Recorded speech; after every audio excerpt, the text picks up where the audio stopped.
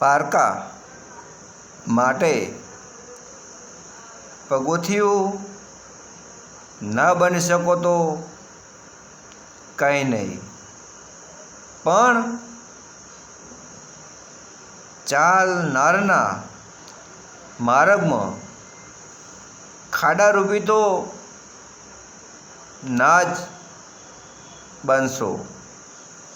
જય શેણામાં. તો આ મિત્ર ચેનલને લાઈક કરજો, શેર કરજો, સબસ્ક્રાઈબ કરી દેજો અને વધુમાં વધુ શેર કરજો. આ ચેનલને સપોર્ટ કરજો ભાઈ તરીકે. જય શેણામાં.